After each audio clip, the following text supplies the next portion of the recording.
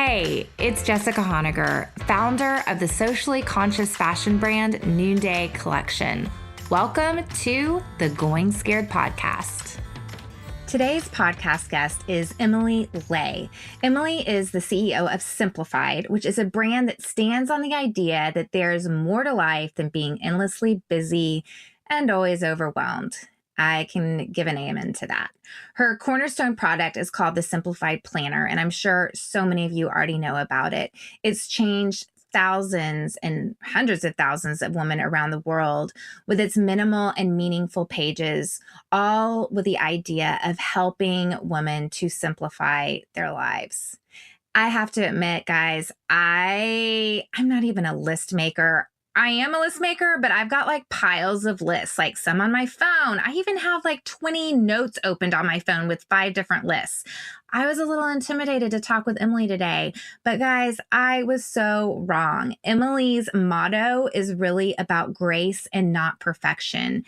And so if you're someone who's like, I got my plan and gig down and Emily's going to take me to the next level, this podcast is for you. But if you're also a little bit like me and you're like, oh my gosh, I've got a million lists and not even one notebook to plan my life, this podcast is for you too.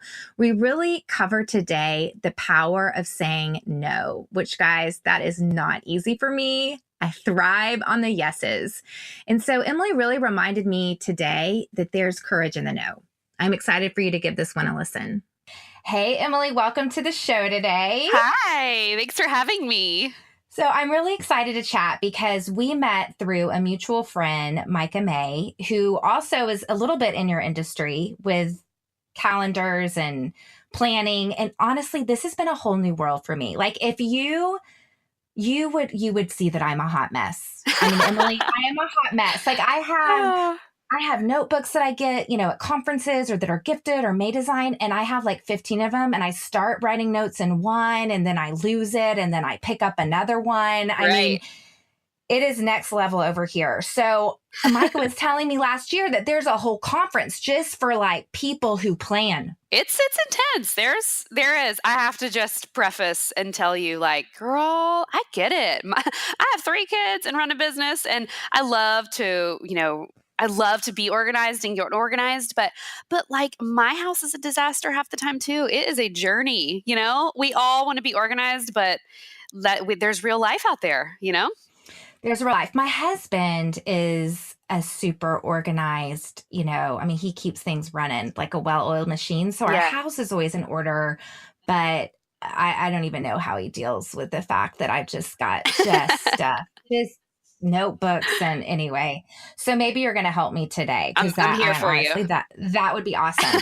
But I want to hear your whole backstory. Like, how does someone end up in creating ways to help people organize their lives? Maybe tell us too, like the story behind the story. Like, is there anything in your childhood that maybe might have pointed to what you do now?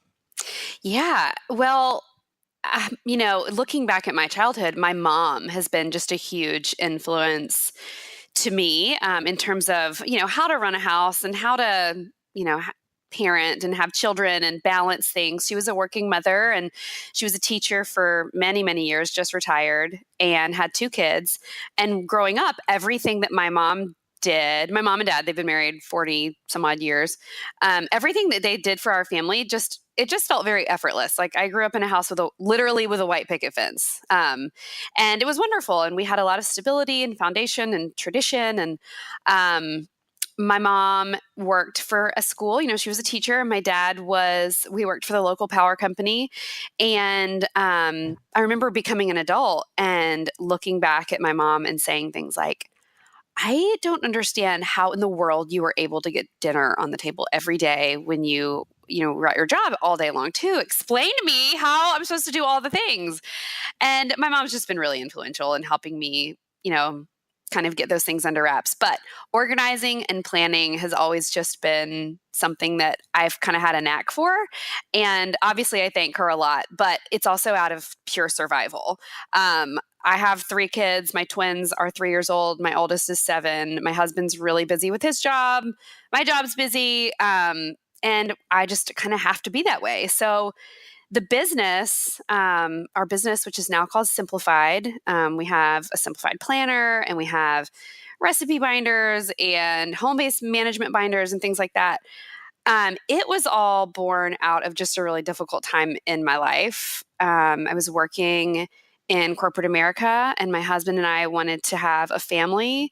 And I had kind of gotten this business off the ground a little bit, but was kind of working two jobs and, trying to keep things afloat. My son was born, and I was just a disaster. Like, not just a disaster in terms of like my house was out of order, but like my heart was really stressed out and burned out and overwhelmed. And I was just having a really hard time and decided I needed a fresh start. And I went out and looked for a planner or some kind of organizational tool that would like give me that fresh start.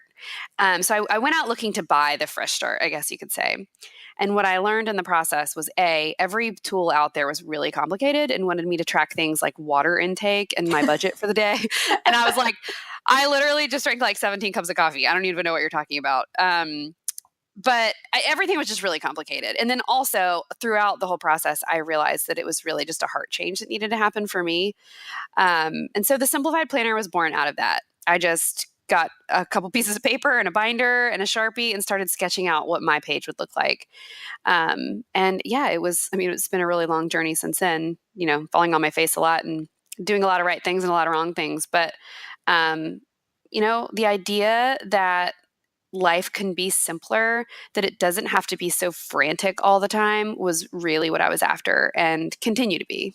And then how did you even go about, like you were doing this to meet your own need. How Yeah. did you go about realizing, oh, there's a market need for this? And then what did that beginning building process look like to get word out about your product? Well, in the beginning, I actually got started making wedding invitations and stationery and really just, I had my own little Etsy shop. This was back when Etsy was like brand new. Um, and so that was before the planner. I was doing just anything that I could get my hands on, totally self-taught with, graphic design and things like that. Printing stationery and invitations off my home little Epson printer in my guest room. And the planner was the first thing that I really my heart was wrapped around it. And I had started to build a little bit of a social media following, if you will, back in those early days. But there was no Was that probably on Instagram. Facebook, Oh, right? yeah. Oh, Twitter. Yeah. Like that was when Twitter Okay. was the thing, and Facebook was a really big deal. Facebook and blogging. Because was this around when was this? What year? 2008. Okay, yeah, because Yeah. Noonday was around 2009 when I was kind of like, it was a seed, and then 2010. So that was like Yeah. blogging and Facebook Yep. Yep. It was all about was having a blogging. moment. Oh yeah, Facebook was the big thing. There was no Instagram when it first came out. We were all like, "This is weird." No one really liked it, Totally. and like, what's with the filters? And so yeah, I got started. I kind of developed that little bit of a following there. So when the planner came out, we had a couple hundred people that, when I started talking about it, were like, "We're really interested in that. We would like something like that." And I remember my husband at the time saying, "What in the world, Emily? Like you're successful with wedding invitations and designing logos, and you want to make a paper planner? Like nobody uses that. Everybody uses like their phones or their, Outlook or whatever, iCal." And I was like, "No, I just need something that isn't going to fail or crash or change or accidentally delete itself or whatever it does." And he was like, "Okay, like." We've run the company debt free since day one. So we had a little bit of money that I had made designing logos and things. And we decided to use it to print our first run. And I Googled all the questions on the internet, and I emailed 1,000 people and manufacturers, both domestically and overseas, and finally found a manufacturer who did not ask me if I was missing a couple zeros on the end of my quantities I wanted to print. And he had a small company and we had a small company, and he said, "You take a chance on me and I'll take a chance on you." And so we kind of grew together, and it was good. Yeah, it was really cool in the beginning to grow that way. And as that message of I want a life that is simpler and quieter and more peaceful, it just spread like wildfire. And And more than just like how cool the planner is and how great, the quality is and all of that, the message, the hope, the community around that, the connection between people was what propelled it more than the product itself. And so other products has spun off of that, but that simplified planner and that message has been, the cornerstone for us. So it was really a core community. I was at Jen Hatmaker's the other night, and there was her planner. I like opened it up. I'm like, do you really use this? And it was filled out to the T. There it was. She's wonderful. So after this one product, then has it been a lot of like test and fails, or how did you sort of decide to get into other products? Yeah, well, that first product went through a couple different iterations. So it was a binder concept, and then it was a spiral bound format, and then we introduced it was daily, then we introduced a weekly format. So we've kind of grown with what works best for our team. So I have a team of 6 women, and we all use the products we're all different. Some of us are older, some are younger, some have kids, some don't. And we have just taken feedback from our community and then, just our own use of it and kind of, grown from there. But the other products have really been born out of feedback from our community, but also like, where does life feel unsimplified? Where does it feel complicated? What are those pain points in our lives that are difficult to simplify? So, for instance, the baby book. I was pregnant with my twins, and I was looking for baby books that could be for boys or for girls. And I was looking for something simple, something that wouldn't make me feel like a complete failure trying to complete it, because you all know how those baby books go. And, it's been however many years and they're not filled out because they're complicated or they require us to write really long drawn out stories inside or whatever. I sat down and made a simplified baby book, and I put prompts for photos to put in. I included like what size photos should go here on different pages. I also just included like writing prompts to get you to think about things and kind of a Q&A to pull out those meaningful memories. And so it's a simplified baby book. And that whole message really took off. So we've just identified areas that life feels complicated and tried to find products and create products to make it a little bit simpler and a little more joyful. Okay, so you are in corporate America, then you're starting this other business. Now you're working 2 jobs, You're pregnant, you're thinking, I want to be able to simplify my life. So you go start a business. Right, because that's simple, right?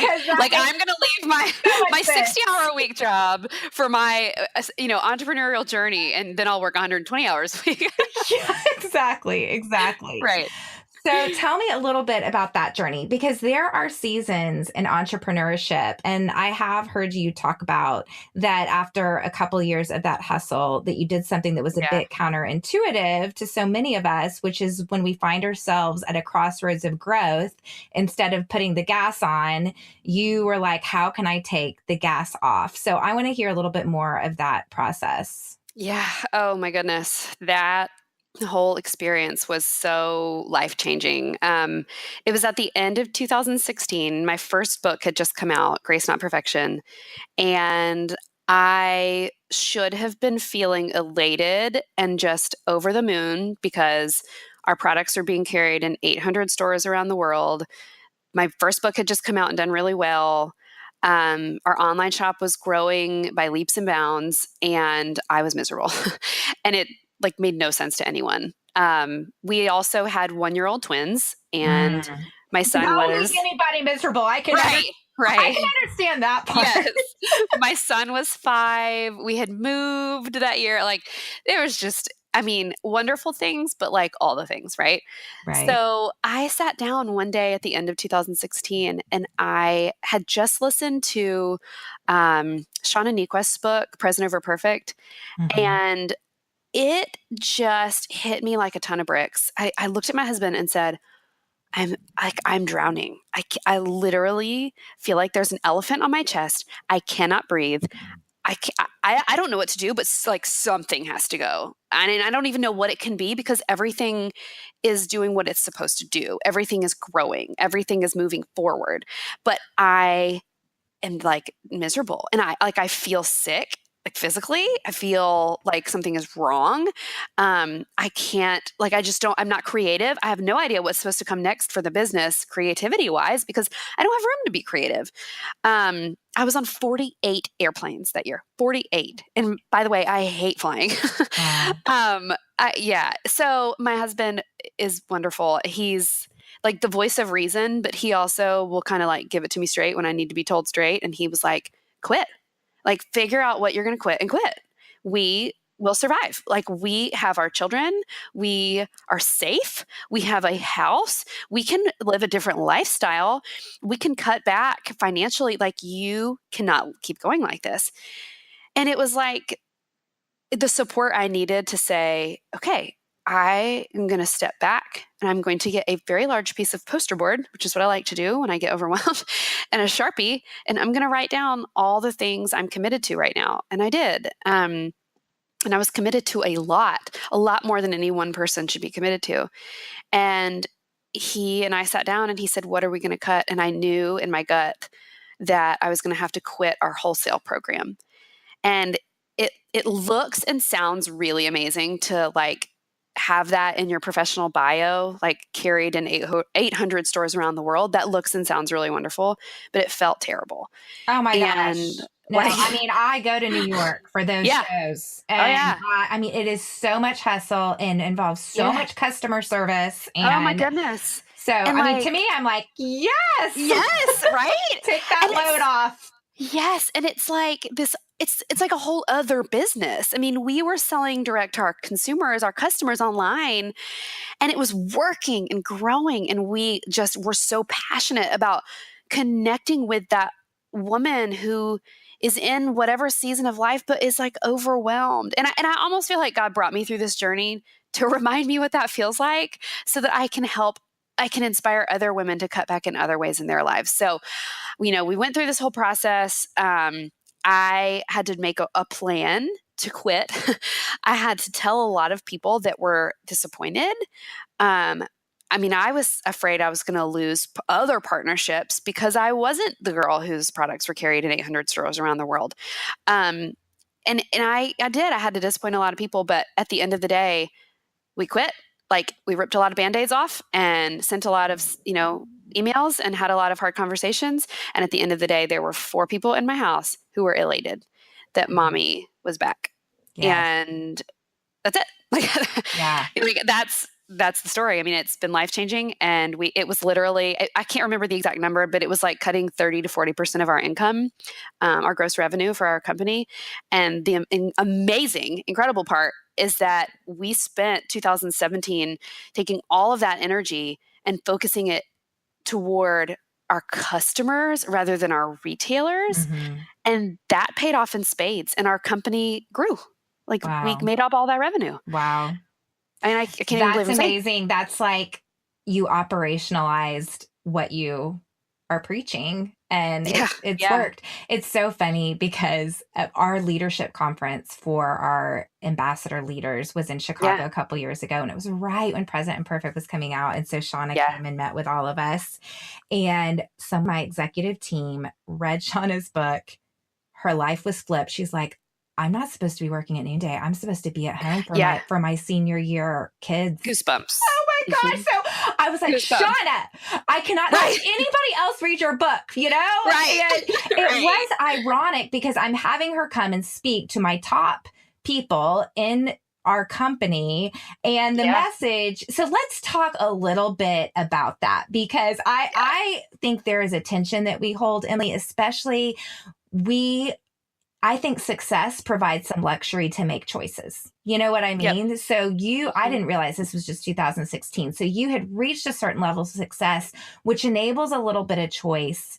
But I do think there's those seasons when you're first starting out where you just hustle. And so let's speak to that girl who's like, well, yeah, that must be nice. Right. That you got to just cut 40%. Yep. If I cut 40%, I wouldn't have a company anymore. Mm-hmm. So how do we walk in that tension?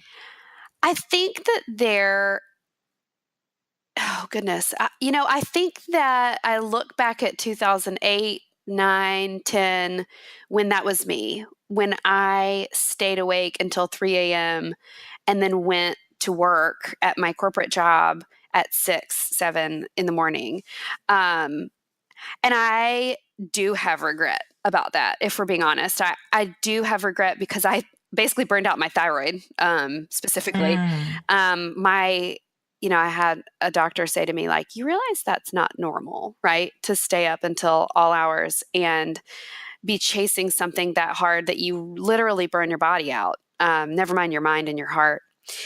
I do have a little bit of regret about hustling so hard in the beginning. I think I could have made smarter choices, not just spinning my wheels. I could have made smarter choices for the business and not so much of like my own personal need to keep up on social media or Right, right. follow, whomever because I want to keep up or, um, I do think in the beginning it's difficult to discern what is the right move and what is the wrong move. And as Yeah, it's like you kind of don't know, you like what's going to don't. bring the ROI. So you just kind of got to, and Yeah. you think you need to say yes to And everything. there's to a certain point that's true. I think that we do kind of say yes to a lot of different things in the beginning, but I think the key to it is boundaries. You have to first and foremost, no matter what, protect your family and your health. Um, the word hustle, it's funny. I have this like weird relationship with the word hustle because the hustle in the beginning was what propelled our company forward for sure. I mean, those late nights and all of that being spread too thin and doing too many things, some of those things really propelled us forward, but some of it was a lot of wheel spinning and some Yeah, of it was a yeah. lot of like self-service trying to be perfect. I've learned over the last couple years that a lot of that wheel spinning isn't really necessary. That you can have greater impact in less time by saying yes to the right things and no to the wrong things. But it does take a little bit of time to discern what those are, I think. It does. And I think just that willingness to know, okay, this is a season and it's a season of Yeah. discernment. Yeah. But, it's funny because this name of the podcast is Going Scared. And I Yeah. definitely am more of a courage catalyzer, like a get up and go, get off the couch, let's get Yeah. going. Same. But you're right. It takes just as much courage to say no Right. and to And pull back. yeah, totally. And I've realized over the past couple of years, and maybe this is because I'm getting older, but like I've realized that if I don't carve out time for rest and for creativity to be born out of that, I am going to completely fail at all of this. Um, when I went through those seasons of just total burnout, and I got really close to another one early this year, just having a lot of things going on, and I knew better, and I had to, put the brakes on a little bit. Um, if we don't carve out time for that specifically, what are we doing? I mean, I could spin my wheels all day long trying to create new projects, but if I'm not giving myself the rest and the time I need to take care of the project that is being successful, um, then what happens to the business? We grow too fast and we grow in the wrong Right. ways. So much of it is taking the long view. Yeah. Mm-hmm. Like, how is this going to be sustainable in 20 years? What's the legacy I'm leaving? To me, that changed Yes. my pace. Yeah. So no's can also be courageous. It's so hard. They can. I look at my kids and I look at the life my mom was able to provide for us. As a teacher, she had flexibility. She didn't make $1 zillion a year, but she had tons of flexibility to be present for us. And I look at my kids and I think, I won't regret being here. I won't regret being available to you because that's the reason I started the company. It's funny and I get asked all the time, like, why'd you start it? Well, the real reason I started the entire company was because I didn't want to live by corporate America's rules of when I had to sit in my chair. I wanted the flexibility to be able to go to the play at school or to be the one to pick them up from preschool every day. Um, I wanted the one to get the goodbye hugs in the morning at the classroom door. And I know it's not the same for everyone, but that's the reason I started it. And even as the company gets bigger, I always come back to it's still the reason. And so when I say yes to things, you're right. I have to say yes to the right things. But again, as long as you're always coming back to that reason why, it makes the yeses and the nos make a little more Mhm. sense, and it makes them a little You more know, easier to I make. I think it's cool because I think if I would have heard this a few years ago, I would have gone into my shame mode, my working mom Yeah. shame mode Oh, I have it too. but you're talking about like I want to be the one to drop them off and pick them up. Hmm. My husband now, he quit his job and he's full time. I have been up to my child's school once this entire year. Yeah. And but it's not out of this like my hair's on fire and I'm not prioritizing. No. It was really just us looking at our lives and saying this is what makes sense and Yes. here's where Amen. I am going to pour in. I like we played Settlers of Catan last night, Hmm. on a school Yes. night. We're going to be together this weekend, but I leave for Haiti on Sunday for a week. Right. The point is that it's about prioritizing and walking in the lane that each of us is meant to walk in. Amen, sister. And like, if we all had the same mission or like reasons or ways of doing things, this world wouldn't go round, you know? I love that you mentioned that because I have so many girlfriends whose lives look completely different. They all look so different, you know? Some of us have kids in daycare, all week long. Some of us have people that come to our house to help. Some of us don't have kids. Like it all looks so completely different. But at the end of the day, especially, and I love that you mentioned your husband too. Like Brian and I had to sit down and say, like, how are we going to give our kids or give our family what it is we want to give them? And that we Mhm. divvy up responsibilities the way we can. And like Brian takes Brady to school every day, and that's their special thing together. So Right. yeah, we all do it different. It's finding our way and Yeah. not letting the shame gremlins come and divide, Oh because I yeah. feel like when those shame gremlins come, it's easy for us to want to disconnect from one another. Well, it's funny. I've always struggled a little bit with that shame gremlin, like telling me I should be a full time stay at home mom. A lot of my friends are here in Tampa, and they'll on a Tuesday at 10 a.m. take their kids to the park, and they always invite me, and I always say no. And my kids go to preschool every day, and or first grade. And, it's like I finally, and maybe again, this is like me getting older and becoming just more confident in who God made me to be, but I am so confident that this job is something that I was meant to have, and that this mission that our company has was meant to inspire women no matter where they are or how they're living their lives or what they're doing. Because no matter how we balance it all, we all get to that place where we feel overwhelmed and we have guilt about should we be doing this or that or whatever. And with so much on our plate, nobody has time for that stuff. Nobody has time for that guilt, you know? No, talk about something that takes your energy away. Oh my Oh, word. That is what I yeah. regret. I regret Yeah. walking in guilt and shame over the whole mommy thing those first few years because it Yes. was just a drain. And it's like, gosh, I just wish I would have just focused my energy on more productive ways. Yeah. Guilt and And shame are non productive for those of y'all listening right now, just amen. non productive, non No. productive. Yeah. Okay, And so I read in a blog that you wrote recently about your company, and you held your very first company retreat, and it was the first yes. time you had everyone in all one location together. And Yes. so you guys really are remote Yeah. and doing that via the web, which man, I know that can be a real challenge. Yeah. And so how tell us about the goal for you this year, how this idea of deliberation started forming in your mind, and what kinds of other things are you seeking to strengthen in your connections this year, because you're obviously being really deliberate. Yeah. I have a team. Well, it was 7 and now it's 6. Speaking of someone who left, we, our Gina Halfley, who's been with me for 7 years, recently decided, her husband is an NFL football coach, and recently decided to stay at home with her little one. And so we lost her and we're really sad. But with the 6 of us, we finally got together for the first time last weekend.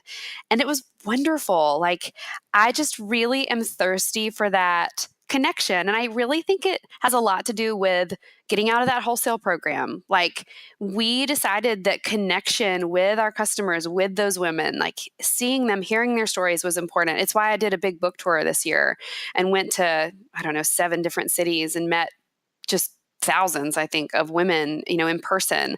That that personal connection is so important. And we spend so much time behind computers on phones that I think there's something that's really, I wouldn't say lost there, but it's just different.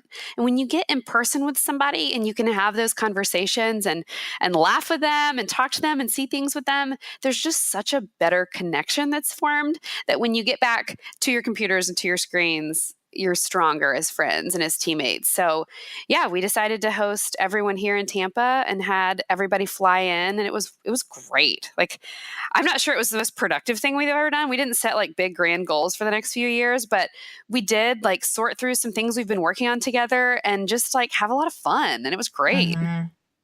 Oh my gosh, you're singing my song. I mean, Yeah. and that's one reason I am so passionate about our Noonday Collection trunk shows because we are getting Yeah. people off their screens and physically getting into women's homes, which we just don't do that as much We anymore. don't. And there is Yeah. something that's so powerful that happens. And I love what you said that your retreat, maybe you didn't accomplish all these grand business goals, but as Hmm. someone who, when you talk about hustling in those early years, like I was such Yeah. a taskmaster at Oh, yeah. work. I mean, I do feel like I could have definitely built a lot more positive relationships with some of those first Sure. hires at Yeah. Noonday, but I was just a Same. taskmaster. It was like, no, we got to get this done. Right. And I've had to learn to stop and value, like, hello, how was your weekend? How Right. are you doing? Hmm. How was your kid's birthday party on Saturday? Because Yes, as the owner totally. of the biz, I'm like, okay, what's next? Come on. Right. And Right. so I love that your retreat like wasn't all about like how are we going to grow our ROI this year, but Right. it was about like connection. Yes, I'm the same way actually. Like I'm very task oriented even now, like because I have a very limited amount of time to work. So I'm like, give me my list and let me get going and start checking things off. And so I'm the same. Like I don't make a lot of time for that. And I think that friendships in my life have suffered outside of work because I don't make time to get together with friends as often as I should because I'm just the quote unquote busy one. Um, and so, yeah, I mean, it was really laid on my heart this year to be better about that and to have more face to face time with friends and with my team. And then I don't know, I haven't made any big decisions about it yet, but I've also just had this stirring of maybe it would be cool to get our community together in person one day. Pensacola is a place that really means a lot to me. My family lives there, and we'd love to move back there one day. And I've been thinking, like, how great would it be to do some sort of gathering? I don't even want to call it a conference, but like some sort of gathering where everyone could come and talk about this stuff. Like, life is overwhelming, so how do we make it simpler? And wouldn't it be fun to have those conversations in person? Okay, so Going Scared is the podcast, and we've talked a lot about how you have become a bit of a seasoned businesswoman. You've grown confident in areas that maybe you weren't confident in, Hmm. which I think growing confidence means that you are able to say no because you're not living out of fear, right? Right. Because I think the Yes. hustle, I struggle with that word too. I think it's just when we're hustling to earn our worth and we're Yeah. hustling to try to control an outcome and Right. we're hustling because our identity hinges on that outcome, that's Yes. the hustle that will run us into the ground. Totally. But when you're Totally agree. hustling, running fast, running hard, like the guy in Chariots of Fire who says, Yeah. when I run, I feel God's pleasure. Yes. That's when you're running and you're hustling hard, but you're not hinging anything on the outcome. Amen. Yeah, Yes. that's adrenaline. Like, that is fun. Yes. Yes. Yes. So, what are the areas in your life now that you are going scared? Oh my goodness. That is a big question. I know, and I'm finishing with it, and I did not give you any warning that that question was coming. No. I love it.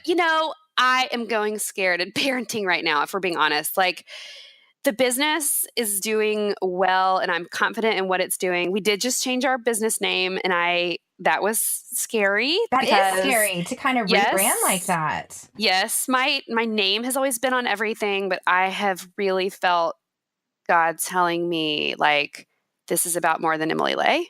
Like, I hear those words in my head at night.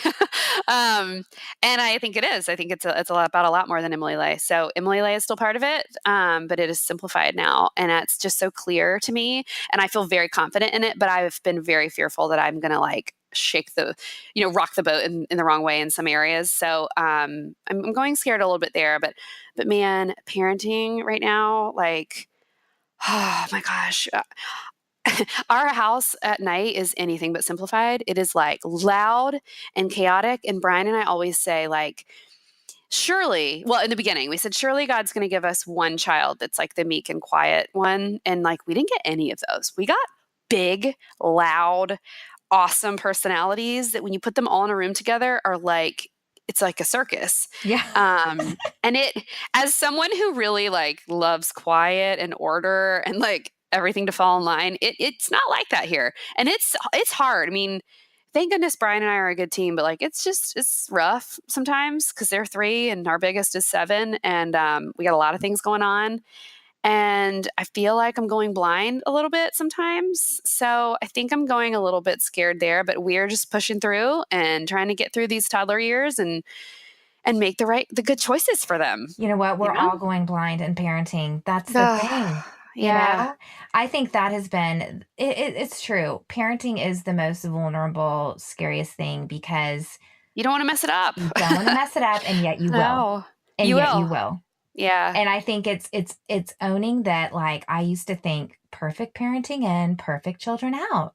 Right. Yeah. Yeah. It doesn't really work that way, does it? And especially, I mean, my husband is definitely an introvert and really values order and quiet. And I don't know. I have one friend where that exists for her.